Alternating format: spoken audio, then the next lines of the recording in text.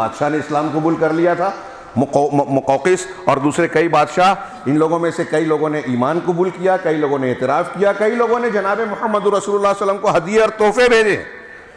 یعنی اسلام کا جو رکا ہے وہ پھیلنا شروع ہو گیا آپ کی حیات طیبہ میں۔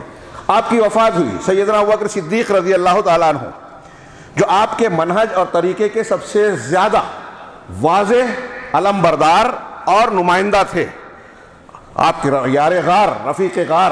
چنانچہ سیدنا ابوبکر صدیق کے زمانے میں چیلنج کی شکل میں آپ نے جو معاشرت تشکیل دیا تھا، جو تربیت کی تھی، اس میں ایک پھوٹ سی پیدا ہوئی آپ کی وفات سے۔ منکرین زکوٰۃ اور مرتدین کا ایک طبقہ وجود میں آیا، بغاوت کی خوبو پیدا ہوئی۔ حضرت سیدنا ابوبکر صدیق نے انتہائی استقامت کے ساتھ ان فتنوں کا قلع کما کیا، مقابلہ کیا، اور دین اسلام کے ڈھانچے میں ذرا سی درار پڑنا، نقب زنی کو برداشت نہیں کیا، اور فرمایا کہ جو لوگ رسول اللہ صلی اللہ علیہ وسلم کو ایک رسی یا بکری کا بچہ بھی زکوٰۃ میں دیتے تھے، اگر زکوٰۃ نہیں دیں گے تو میں ان سے قتال کروں گا جو نماز اور زکوٰۃ میں تفریق کرے گا۔ اسلام کی کوئی چیز کو پیچھے ہٹا لیا جائے، کمزور کر دیا جائے، پھوٹ پیدا ہو جائے، مجھے یہ برداشت نہیں۔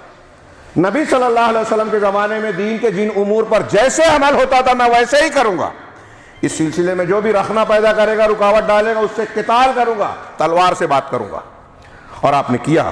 چنانچہ یہ سیدنا ابوبکر صدیق رضی اللہ تعالیٰ عنہ کا انتہائی زبردست کارنامہ کہ امت کو جو جھوٹی نبوت، ارتداد یا انکار زکوٰۃ کے فطرے کا معاملہ پیش آیا، اس کا بہت ہی بہادری اور دلیرانہ مقابلہ کیا، استقامت کے ساتھ اس پر ڈٹے رہے،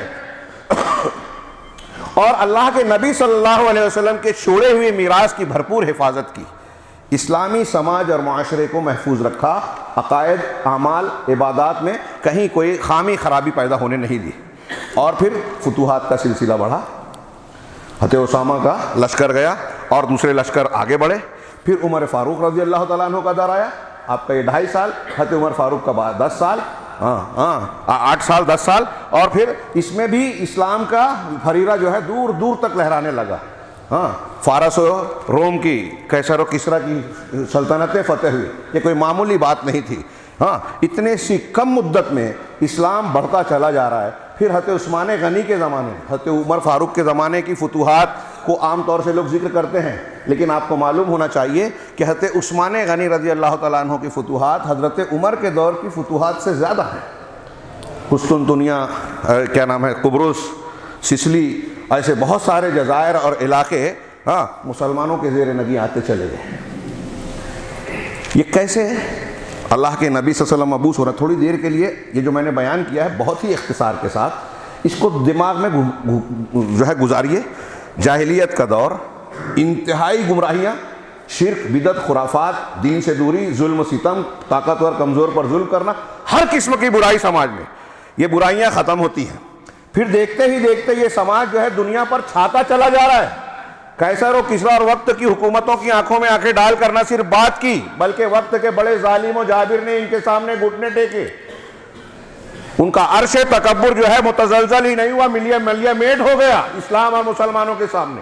اللہ تبارک و تعالیٰ نے ان کو فتوحات عطا فرمائی۔ قرآن نے جو وعدہ کیا تھا، وَعَدَ اللَّهُ الَّذِينَ آمَنُوا مِنكُمْ وَعَمِلُوا الصَّالِحَاتِ، اللہ نے تم میں جو ایمان اور عمل صالح والے ہیں ان سے وعدہ کیا ہے، 2 شرطیں، ایمان اور عمل صالح۔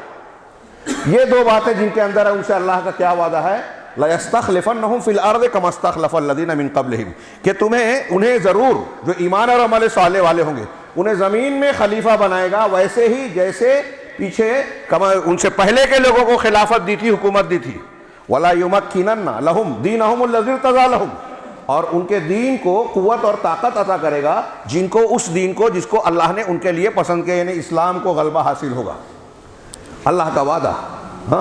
وَلَيُبَدِّلَنَّهُم مِّن بَعْدِ خَوْفِهِمْ أَمْنًا، اور خوف کی حالت کے بعد امن و سکون کی حالت میں تبدیلی کر دے گا۔ اس آیت پر غور کیجئے، آج کے حالات پر فٹ کیجئے۔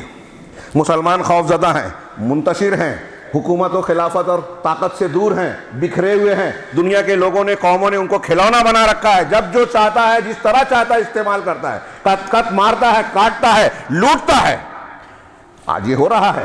اللہ کا وعدہ، اور پھر اس وعدے کی تکمیل جناب محمد رسول اللہ صلی اللہ علیہ وسلم کے زمانے میں قرآن کی آیت نازل ہو رہی ہے، اور اس کی تکمیل آپ دیکھیے سیدنا ابوبکر صدیق، عمر فاروق، عثمان غنی، حضرت علی، امیر معاویہ رضی اللہ عنہم، ان کے زمانوں میں اسلام کو کیسا غلبہ ملا۔ میں یہاں صرف اس تفصیل کے ذریعے سے جو تمہید میں، حالانکہ یہ تفصیل بھی بہت لمبی چوڑی تاریخ کی بہت ہی سرسری سا تذکرہ ہے، اب اس کو سوچئے، یہ ہم اور آپ جانتے ہیں تاریخ کی ایک زندہ حقیقت ہے۔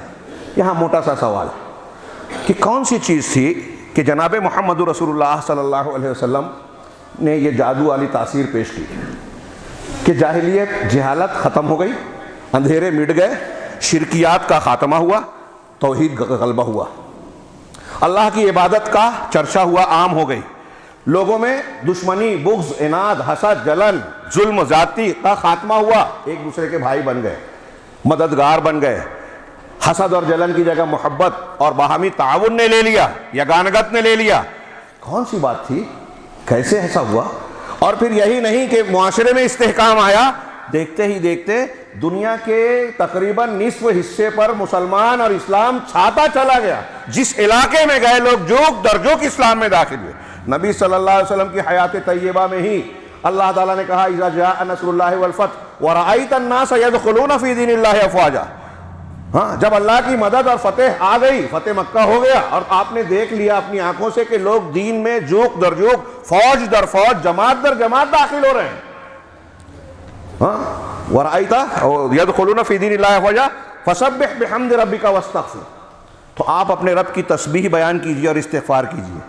ہاں حضرت عمر نے، ابن عباس رضی اللہ تعالیٰ عنہ نے، دوسرے صحابہ نے اس آیت میں یہ بتایا کہ اللہ تعالیٰ جو کہہ رہا ہے کہ فتح ہو گئی، لوگ فوج در فوج اسلام میں داخل ہو، مطلب اب آپ کا کام پورا ہو گیا، اب آپ کو اس دنیا سے جانا ہے۔ اس صورت میں اللہ کے رسول صلی اللہ علیہ وسلم کی وفات کی خبر بھی ہے، جو آخر کی پوری صورت نازل ہوئی، آخر سب سے آخری پوری صورت، تو آپ کا کام پورا ہو گیا۔ آپ کی نگاہوں نے آپ کے سامنے دیکھا کہ لوگ جماعت در جماعت، فوج در فوج اسلام میں داخل۔ کیسے یہ ہوا؟ پھر آگے کے جو میں نے ادوار کا ذکر کیا، سیدنا عثمان غنی تک، اور پھر اس کے بعد کے ادوار، مسلمان اسلام پھیلتے ہی چلے گئے، غلبہ ہوتا ہی چلا گیا، کہیں شکست نہیں کھائی تو وہ عارضی طور سے تھی۔ پھر ہر میدان میں ان کو قیادت و سرداری ملتی چلی گئی۔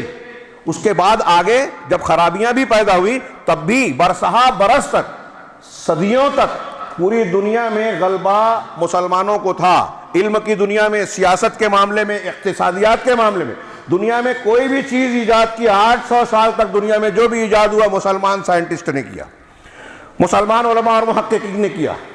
یہ بات کے ادوار سلسلہ چلتا رہا غلبے کا۔ میرا سوال یہ ہے، سوچیں ہم اور آپ، بلکہ ہم اور آپ نہیں، آج دنیا کے دوسرے مسلمانوں کو، جو مسلمانوں کے مسائل کو موجودہ دور میں حل کرنا چاہتے ہیں، کوئی سیاست کے راستے سے، کوئی فضائل اعمال کے راستے سے، کوئی دوسرے تصوف کے طریقے سے، کوئی اور دین کا کوئی ایک حصہ پکڑ کر بیٹھا ہے اور اس کی بنیاد پر یہ چاہتا ہے کہ ہمارے مسائل حل ہو جائیں گے، ہاں ہمارا دشمن جو ہے زیر ہو جائے گا، مسلمانوں کی مشکلات آسان ہو جائے گی، قانون کے شکنجے ان پر نرم ہو جائیں گے، اللہ کی رحمت و نصرت آ جائے گی۔ کوئی ایک چیز پکڑ کے جو بیٹھے ہوئے ہیں، ان کے لیے یہ نمونہ ہے کہ ہم غور کریں کہ اللہ کے رسول صلی اللہ علیہ وسلم اور پھر صحابہ کرام کا جو اسلامی قافلہ بڑھتا گیا اور بڑھتا ہی چلا گیا، چھاتا گیا اور پوری دنیا پر چھا گیا، برسہا برس چھایا رہا، وہ کس چیز کی وجہ سے تھا؟ جس چیز کی وجہ سے وہاں برکتیں تھی، اللہ کی مدد تھی، غلبہ تھا، مسلمانوں کو قوت اور سطوت حاصل تھی، انہی چیزوں کی وجہ سے قیامت تک اللہ کی مدد، نصرت اور غلبہ ملے گا۔